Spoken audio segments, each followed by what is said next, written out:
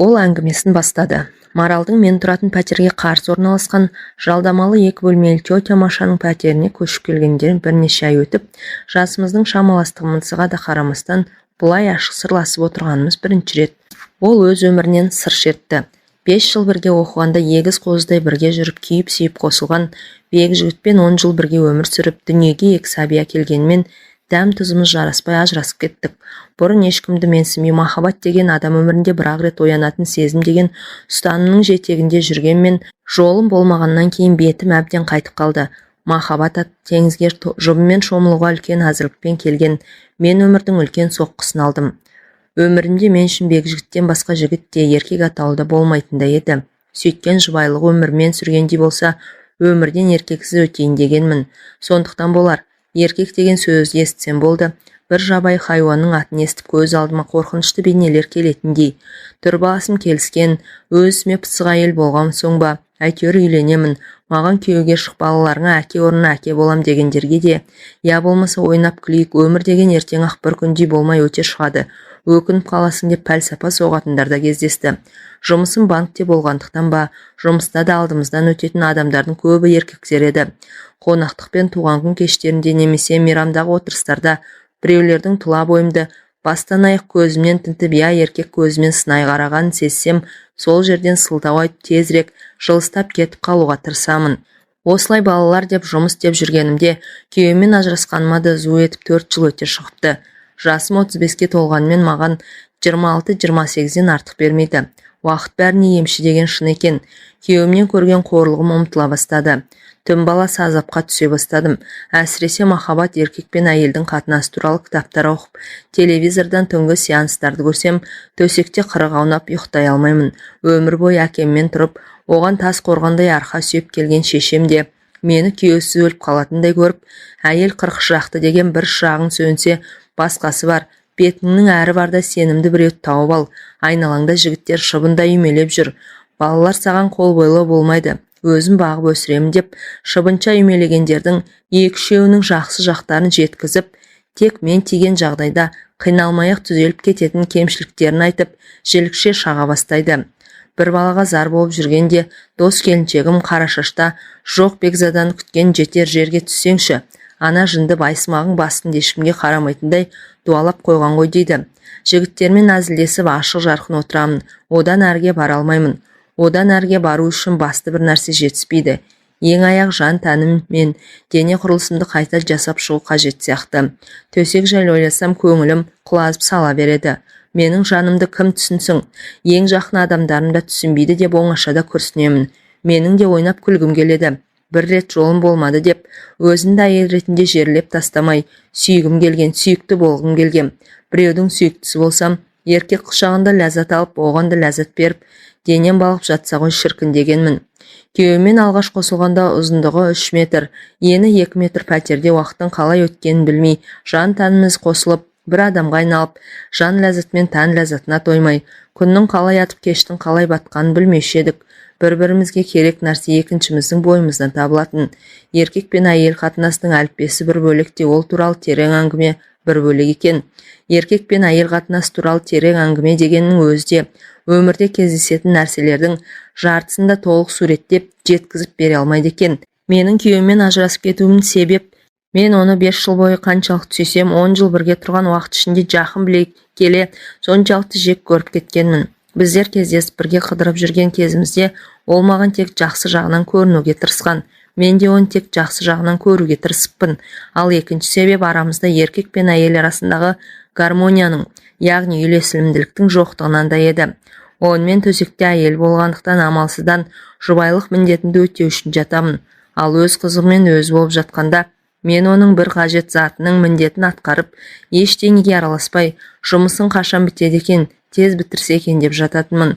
Кейде тезірек ұйықтап қалса екен деп, үй шаруасын істеп жүріп аламын. Бірақ ол ұйықтамайды. Оның айтуынша артық энергияларын шығарып алмай ұйқысы келмейді екен. Одан қалса түнде де, таңертең де мазалайтынын қайтерсің. Дүниеге бірінші сәбиім келгеннен кейін төсек мәселесі маған тозақ секілді көрінді. Еркек десе артынан төсек мәселесі қылтиятынын білетін маған біреуді тауып алу қайдан. Еркектердің бірі жақсы көрінетін, үйленгісі келетін айтса, кейбірі мен тоқал ретінде алып, Бөлек отау жасайтын ақшадан да басқасынан да кемдік көрмейтінді айтып шаршады. Соңынан кейбіреу неткен салқын әйелсің деп теріс айналса, күдер үзбеген кейбіреулер 3-4 жыл осылай тыптың шетегіне намаз оқып жүрсің бе деп, дені сау өз сұлу әйел әншейін ішкі мұңын сыртқа шығармай жасырады деп аяушылық білдіргендей болады. Өмір табиғат заңы өз деген істеді ме, әлде өзімдей дос құрбыларымның сөз қамшы болды ма? Мен біреуді іздеуге бел шеше кірістім. Үйленемін дегендердің бірі, мен сені ұнатамын, төсектегі ұнайсың, үстіне бір түсті көйлектер киіп жүр. Мен көйлектерінің клеткасында, полоскасында да ұнатпаймын. Менің қандай түсті көйлектерді ұнататынымды да сұраған жоқ. Оның үстіне бір түсті көйлектерін әкеліп тастағандай сөйледі. Оны осыдан кейін ұнатпайтынымды да, омен зауқым жоқтығында айттыған жоқпын. Тек қош бол, енді хабарласпа дедім. Енді үйленемін дегендерді қойып, олар мен меншігіндегі заттай көретін секілді. Тіпті олардың талғамымен киінуде де талап етпек. Ал мен өз басымның ерікті болғанын қалаймын. Ойнап күлейік дейтіндерді көрейік дедім. Олардың бірі Әбекең, ресторанға барамыз, әдемі киініп отыр, алып кетем деген соң, барымды киіп шыққанда, ол нағыз қыз жібектің өзі болыпсың ғой деп ризашылығын жасыра алмаған. Қымбат шетелдік машинасымен бір ресторанға апарды. Онда шу көп екен. Музыкасы да кілең орысша деп екіншісіне апарды. Әбекеңнің де танымайтын кісісі жоқ екен. Мұнда да алғашқы ресторандағыдай біреулермен жапырласып амандасып жатыр. Онда қымбаттығына қарамай тамақ мәзір мәз емес екен деп, ақыры ортанқол кафеге отырдық. Бірнеше жұма онымен дружить етіп, төсектес болғанда 40-қа толмаған кәсіпкер жігітке сезім де, әйел де керек емес. Тек сұлу нақсүйер не екінші әйелі бар деген атақ қана керек екенін түсініп, онымен бір жолата қоштастым. Шыбынша үймелегендердің ішіндегі екеуінен көңілім қалғанмен, үшінші бойдағы ажырасқан еркектен мен саған не үшін керекпін? Бай жоқ әйел болған соң коллекция үшін керекпін бе деп төтесінен сұрадым. Ол да жігіт екен. Мәймөңкелемей бірден тура жауабынан шалқамнан түсе жаздадым. Мен видеолардан көргендерді істеп көрсем деймін. Еркек пен әйел бір-бірінің қалаған істеуге әзір болса ғана төсек қатынасының мәні ашылады деді. Мен мұндай пікірге келіспейтіндіктен экспериментке бара алмайтынымды білдірдім. Еркек пен әйелді төсек қатынасына апаратын жол меніңше өз-өзінен еш әзірліксіз оянған сезімнен кейін табиғи түрде пайда болу керек сияқты. Сөйтіп аз уақыт ішінде үш еркектің атынсыз тастап, жақсы еркек әйелдердің қасында ешкімге қажеті жоқ, жаман еркектердің маған да қажеті жоқ деп, өзімнің интимдік өміріме мораторий жариялап алаңсыз тірлігіме кірістім. Тіпті еркек жігіт дегенді бойымнан да ойымнан да өшірген секілдедім. Енді тек бар ойым жұмыста болады, карьера жасаймын деп бекіндім. Бірақ бәрі Құдайдың қолында деген рас екен. Жылы күздің жексенбісі еді. Балаларды мамама апарып тастап үйді әктеуге кіріскенмін.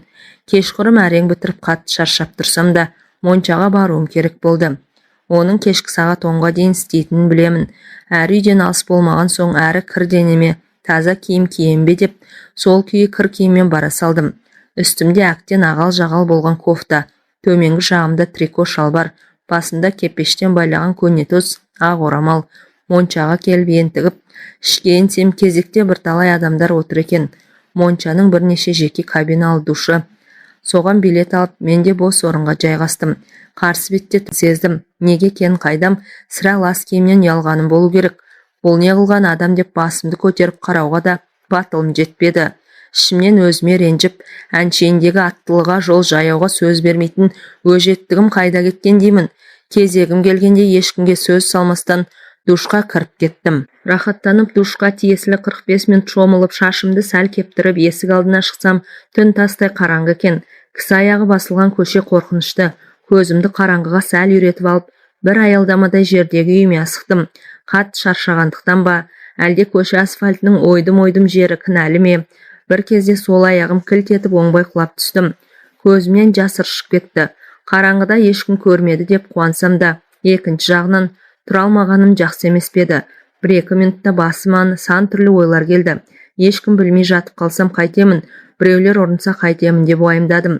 Бар күшімді жинап тұра беріп едім. Жан даусым шығып кетті. Осыдан соң жақын жердегі аялдамадан біреудің сұлбасының маған қарай бет алғанын байқадым.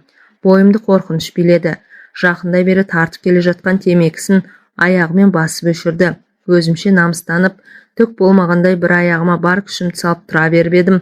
Қозғалмаңыз деген ақырым болса да нық әмірлі дауыс естілді. Не ойларымды білмей айналамды қолмен сипалап тас іздедім. Не болса да қорғанып бақпақпын. Жақындаған ол менің ойымды түсінгендей, қорықпаңыз, сол аяғыңыз ғой, кәне, оған күш салмай тұрып көріңізші деп, мені демеп тұрғыза бастады. Бүкіл жан дүнием оның бет жүзін көрмесем де, бұл адамның моншадағы кезекте мені көзбен бағып сынай қарап отырған еркек екендігін сездім. Қалай қолтығымнан демесе де менің жүре алмайтыныма көзі жетті ғой деймін.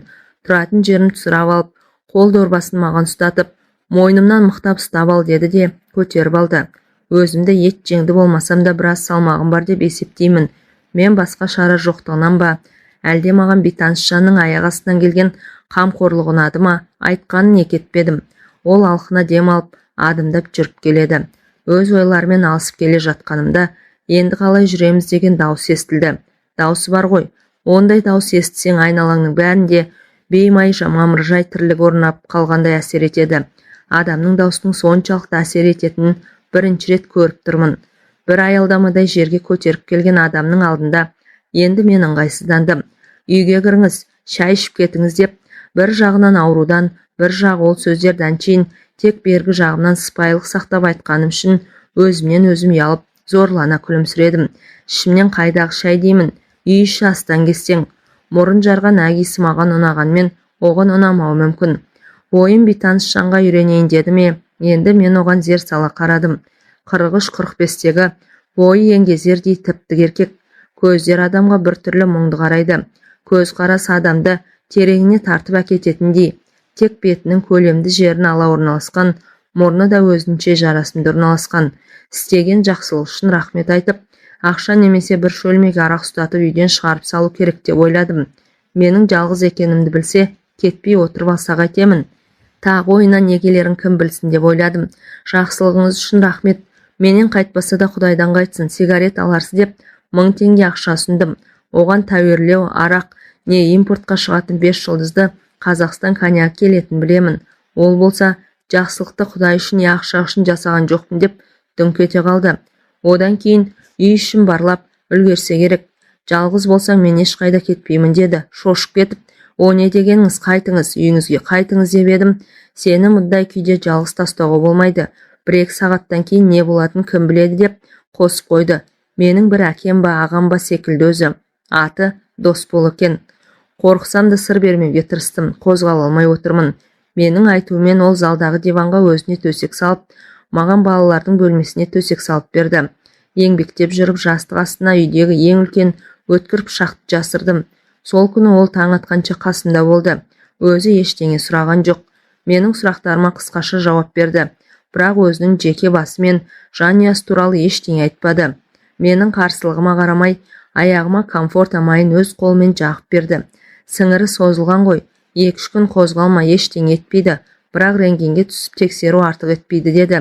Мені таңдандырғаны, оның маған әйел деп қарамаған еді. Оған мен сәл-пәл ренжіп қалғандай болдым. Иә ағам, иә інім секілді. Таң атқанша қасында туысымдай отырып та шықты. Таңертең көршімді шақырып беріп, сау бол енді құлама деп жай ғана шығып кетті. Ішімнен импотент деп ойладым. Сол себепті маған қауіпсіз көрінді. Кетіп бара жатқан оның артынан келіп тұрыңыз деп айқайлап үлгердім. Маған кездескен не мен білетін еркектермен салыстырғанда өзіме сол деген теңеуім дұрыс секілді. Менің есімде оның мұңды көз қарасы мен бөтен бір көрген әйелге, жақын туысына жасағандай жақсылығы ғана қалды. Я, сосын шамамен 4-5 аялдамадай жерде тұратынын айтқан есімде. Арада бірнеше айдай уақыт өтті. Балаларымды мамама апарып дос қызымның туған күніне барғалы жатқанмын. Бұл уақытта тағы бір шыбынша үймелегеннің атын сызып үлгердім. Есік қоңырауы қағылғанда ашсам моншадағы танысым Досбол екен. Жұмыс бабымен ұзақ уақыт сапарда болыпты. Аяқ астынан батылданып, туған күнге бірге барайық дедім. Жанұясы туралы ештеңе айтпаса да әлде бір ішкі түйсік арқылы әйелсіз тұратынын сезгенмін. Оның үстіне істеген жақсылығы да менің тарапымнан өтеусіз қалған. Бармаймын. Аяғың жазылды ма? Мүмкін бір жерге барып отырармыз дегем. Тек жағдайыңды білейін деп келдім деп қайтуға жиналды. Мені аяқ астынан не шайтан түрткенін білмеймін. Дос қызыма көршіден телефон соғып бара алмайтынымды айттым да, онымен бірге баруға келістім. Кафеге бардық. Ол ақ-арақ ішіп отырды. Мен өзіме қызуы 10-12 градустан аспайтын қызыл қою тәтті шарабын алдырдым. Әр нәрсені бір айтып көңілді отырдық. Одан кейін шай іштік, музыка қойып биледік. Маған онымен бірге болу ұнайтын секілді. Бір кезде ол, Марал, бір жерге барып демалайық деді.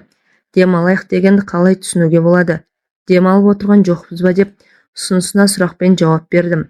Нені меңзеп тұрғаным ішім сезіп тұр, бірақ мойындағым келмейді. Сен бәрін түсініп тұрсың ғой, Марал. Өтірік айту, өтірік қылмысу қолыңнан келмейді. Ол сенің табиғатыңа жат. Ал түсінбей тұрсаң айтайын. Сендей қылықты әйелдің қасында өзіңді ұстау өте қиын. Сенімен төсекте бірге болып келеді де нықтап. Мәссаған деп ойладым. 4-5 еркек кезекте отыр.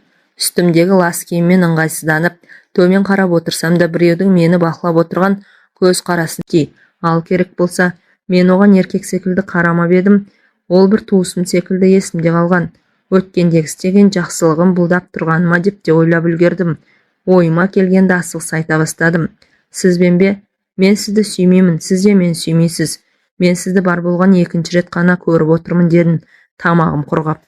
Иә, сүймеймін, ол туралы ойлағанда жоқпын, бірақ сенімен бірге болғым келеді. Мұндай тілек дейсің бе, құштарлық дейсің бе? Маған келмегеніне көп болып еді. Ал сенің менімен бірге болғың келетінін көзің, жан таның бәрі айтып тұр.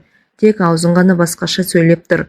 Адамдардың аузынан шыққанынан 90% өтірік, сенің айтып тұрған сөздерің сол 90%-дің ішіне кіреді деді. Жақсы психолог қой мынауың. Жанында арпалысқан ашу мазама, кеудемде көтерілген әлде бір толқындарды баспақ болып ішімнен нахал дедім де, оның айтқандарына мән бермеген болып, музыканы ауыстырып бұрыла беріп едім. Ол артынан келіп тұр екен. Бетпе-бет келіп қалдым. Ыстық демі өртеп барады. Тап басып айта алмаймын, әйтеуір бойында әйелді еліктіретіндей күш бар. Ол құшақтай алып, ерніме жабысты, тұла бойым тоқ жүріп өткендей дірете қалды. Әйел деген 35 жаста да 18-дегідей күн кешеді екен деп ойладым. Аздан кейін ыстық пеш қасында отырғандай сезініп, көздерім жұмылып, аяқтарым басудан қалып, буындарымның былқ-сылқ етіп, ырқымнан шығып бара жатқанын аңғардым. Екеуміз де бір-бірімізді сүймейміз, сонда қалай төсекте бірге болмақшымыз деген ой санамды жаулап алды. Алдындағы еркектер ең болмағанда мені сүйетін секілді еді. Олардың біреулері ұзақ, біреулері қысқа уақыт сездіріп жүретін. Ал мынау болса тас төбемнен түсіргендей, сүймеймін, ол туралы ойлағанда жоқпын дейді. Ал керек болса, ол мені соғыссыз алған жауындай сол жеңістің церемониясын ұзаққа созғысы келгендей аялай аймалаған күй сүйе берді. Мен бір би білмейтін жас биші секілдімін. Ол әдемі бір бидің бар қыр-сырын жетік білетін мұғалім секілді өзіне тән махаббат би алаңында жоқ екен. Екеуміз де бір-бірімізді сүймесек қандай махаббат болушы еді? Махаббат дейміз, әйтеуір еркек пен әйел арасындағы қатынастың би алаңында мені дөңгелетіп бара жатты. Бір қатты сусап келіп, мөлдір бұлақтан құныға су ішіп жатқандаймын. Бір мөлдір бұлақтың зәм-зәмін құныға жұтудаймын. Айналам дөңгелеген ғажап дүние, көгілдір жасыл сәулелерге толы, мені тереңіне тартып барады. Марал, жүр, кейін кеттік деген сөз естігенде шын дүниеге қайта оралдым. Ол ентігіп тұр, шаштары қобырап кеткен, мұңды көздері тұнжырамай қарамай жалт-жұлт етеді. Осыдан 5 әлде 10 минут, әлде жарты сағат бұрынғы дос бол емес, басқаша күйге түскен. Оның бойынан 25-тегі жігіттің екпіні де, өз күшіне сенімділігімен, өз ісіне деген мығымдылықта, мені көздерімен ішіп жеген еркектік құштарлықта, атмосфераны жайлап алған, жанасқан нәрсесін ертіп жіберердей қызулық та бар, және көздерінен бір іште арпалыстың отында шалып қалдым. Неге басқа жерде дедім, оның құшағынан ажырағым келмей. Мен шалбар киіп жүрген еркек емеспін бе? Сені төсекке шақырған мен, сондықтан я менің үйіме, я қонақ үйге барамыз. Жоқ, осы жерде маған сенен басқа еш нәрсенің де ешкімнің де керегі жоқ, дедім ұйқылы ояу жандай. Бір минутта жаңағыдай ләззатты шақтан ажырағым келіп тұрғаным жоқ. Менің ернім оның еріндерін өзі деп тапты. 35-ке келгенше еркекті өз бастамаммен сүйгенім осы шығар. Ал қолдарым ақылдың тыйым салғанына қарамай оның көйлегінің түймелерін ағыта бастады. Оның қай кезде астымызға көрпе төсегенін қайдам. Оның әрекеттерін үнсіз қоштаумен болдым. Денем жанып күйіп бір белгісіз әлемге тап болғандаймын. Япырау, менде пәленбай жыл күйеуде болған әйел дейді-ау. Ал мынандай ғажап әлемге, тәтті кезеңге тап болуым бірінші рет. Шынымен мен оны жақсы көріп қалғаным мынау деймін. Адамды білмей тұрып жақсы көру мүмкін бе дейді екінші ойым. Мынау сорлы денемнің еркіне көнбей, неге былқ-сылқ ете қалғанын түсінбеймін. Аузыма біреу тәтті әкеліп дәмін жаңа тата бергенде қайта тартып алардай шыдамсызданамын. Бірер секундтардан кейін екеуміз бір адамға айналып кеттік. Бұндай да рахат болады екен-ау. Мен 10 шақты жыл әйел болып, бір еркекке бірнеше жыл әйел болып, 3 еркекпен бір реттен болғанда еркек пен әйел қатынасының мұндай тілмен айтып жеткізе алмайтын ғажайып тәтті жақтары болатынын мен білмегем, көрмегем, сезбегем, оқымағам. 62 тамырым иіліп селдеген сезім бүкіл жан тәннің еш қалтарыс қуысын қалдырмай қамтып алып, бұрқ-сарқ қайнауда. Өмірімде бірінші рет миым да бос болып, ешқандай проблеманы ойламай, тек қана әйел болдым. Ол екеуміз таң ғажайып әлемде жүргендейміз. Тек ғажайып әлем, еркек пен әйел ғана бар. Екеуміздің жан тәніміз бірігіп кеткен, сондай ажыраса алар емес. Есінің кіресілі шығасылы көздерінде ашуға шамам жеткенде, оның жіпсіге маңдайына, кең кеудесіне спортпен айналысқанның, әлде айналысатынның куәсіндей, бұлтыңдаған бұлшық еттеріне шырайланып күлімсіреген жүзімен жұмулы көздеріне көзім түседі. Осы ләззатты сәттің ұзаққа созылуы оған ғана байланысты екендігін сезгендей, бойынан күші кетерде білінер-білінбес тоқтата қойып екеумізге енген ғажайып әлемнің келесі бір қызығын көрсетеді. Арасында ақ сазаным-ау бұлқынған, маралым-ау, сені бала туған әйел деп кім айтады? Қолын мүшең бұзылмапты деп құшырлана айтады. Мен де сандырақтап аузыма түскен нәрселерді айтқым келеді, бірақ айта алмаймын, ят секілді. Оған деген ризашылығымды, оны жақсы көріп кеткен сезімімді жасыра алмай, ол сөздер аузымнан еріксіз шығып кеткісі келеді, бірақ шығармауға тырысып жатырмын. Құдайыма өзің кешір, әйел атанып бұрын көрмеген ләззатты ешкімді жақсы көрмей, не еркектің өзіме деген сезімін сезінбей, еш дайындықсыз бірақ сәтте бастан кешіріп жатқаным өңімде емес түсімде секілді. Түс болса түсім-ақ болсын, тек аяқталмаса екен, ең болмағанда созыла түссе екен деймін. Досболдың қимылымен бірге бойыма бір күш құйылып жатыр. Ол күш менің өмірімді сүйе түсуіме, өмірде тек проблемалар мен қиындықтар, я даңғаза қызықшылықтар ғана емес, ешқандай ақша сатып әпере алмайтын, ешқандай байлық бере алмайтын, тәтті ләззатты ғұмырға бергісіз, әрі сондай ақылға сыйғысыз ғажап сәттерде болатын дәлелдеп, көр ізде дәмін тат ие бол деп итермелегендей болады. Қанша қиындықты бастан кешсем де, өмірді сүйуші едім. Енді өмірге одан сайын ғашықпын. Дос болмаған ләззат сыйлаған сайын, мен өзімнің әйел екенімді жете сезініп, мен де оған тек әйел бере алатын ләззат сыйлағым келеді. Бұл сәттерде мен оның қандай тілегі болса да орындауға әзір едім. Бірақ ол ештеңе айтпады да, өтінбеді де. Оның қолдары кәдімгі ертектердегі айтылатын сиқырлы таяқша секілдеді. Денені соншалықты бір нәзіктікпен, жылылықпен әрі өзімсіне сипаған да, өзінің қимылдарына икемдегенде, бәрі де шебер еркектің қолдары сезіледі. Оның кезекті қимылынан тұншықтыра еріне жабысып, даусының бір-екі рет оқыс шығып аяқтарын дәнтек шалт қимылмен қозғағанда бойындағы қуатын шығара бастағанын сезді. Өзінің шымыр ет жеңді денесімен бүкіл аппақ денені жаба түсті. Сөз арасында айтып қалған 90 килограмм салмағын қауырсын құрлы көріп жатқан жоқпын. Басында денемде жеп-жеңіл сонау жалын шашып тұрған 18-ге қайта оралғандаймын. Неге екенін білмеймін. Қуанышым қойныма симайды. Бұрқ-сарқ қайнаған құштарлықта алып ұшқан сезім, сумаңдаған нәпсі көп уақыттан бері еркек құшағын көрмей, суысқан іңкәрлік бәрі сабасына түскен. Тек еркек пен әйелдің бір-біріне деген ризашылығы, тояттану, мастану және өзінің әйелдік я еркектік болмысыңды сезіну ғана ауада қалықтап тұнып қалған. Мен осы екінші рет көріп отырған адамыма екінші рет қарыз болғанымды түсіндім. Оның әйел ретінде оянбаған әйел екенсің дегені маған көп нәрсені ұқтырғандай.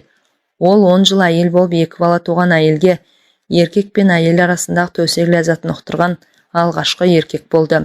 Бір жауы жеңіп келгендей батырдай риза болып жатырсың ғой дедім. Айтқым келген басқа еді.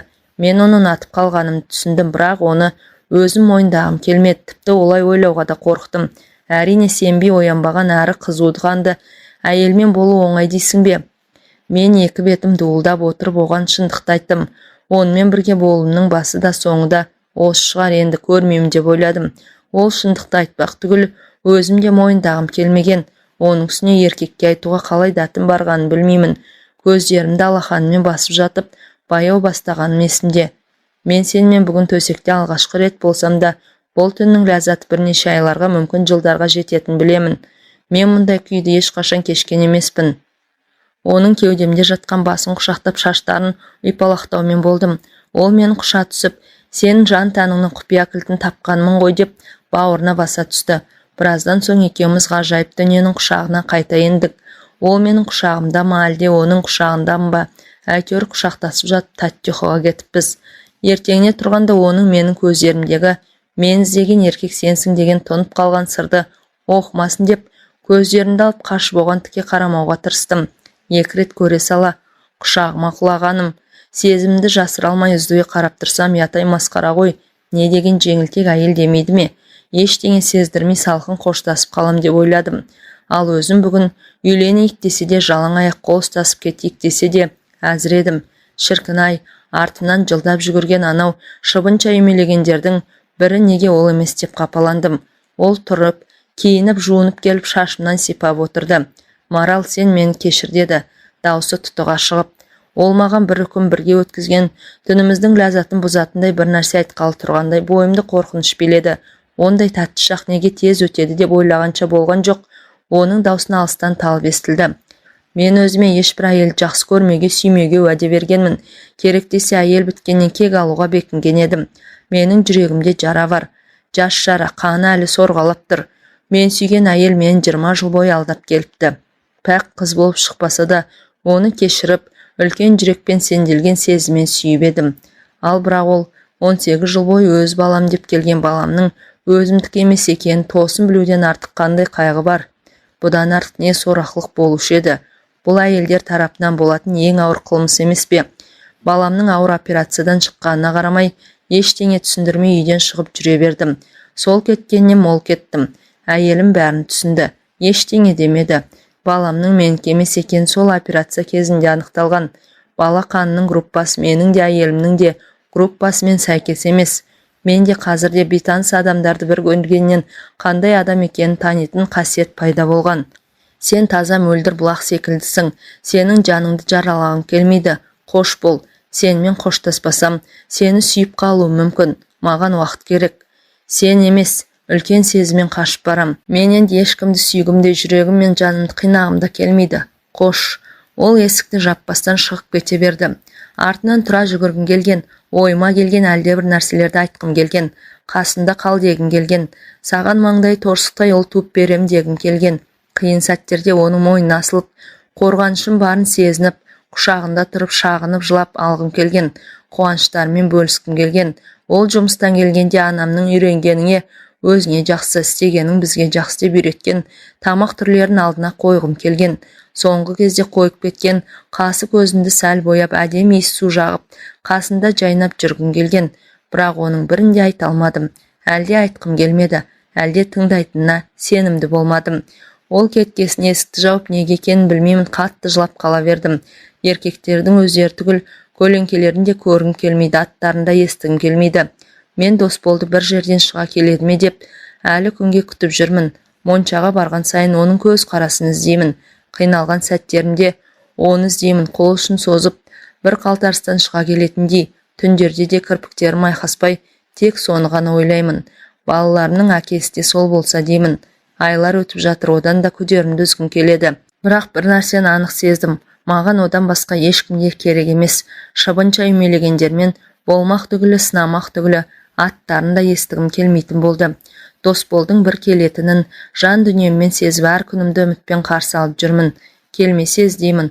Оны табуға белімді бекем буғанмын. Ол 4-5 аялдама жерде тұрамын деген. Білдірмей, кездейсоқ кездескен боламын. Оны сүйетінімді қалай да ретін тауып білдіремін. Сүйетінін айту тек жігіттерге ғана тән бе екен. Оны айтуға да тек еркектердің ғана құқығы бар ма? Сүйетініңді білдіру қылмыс емес қой. Мен Досболды тауып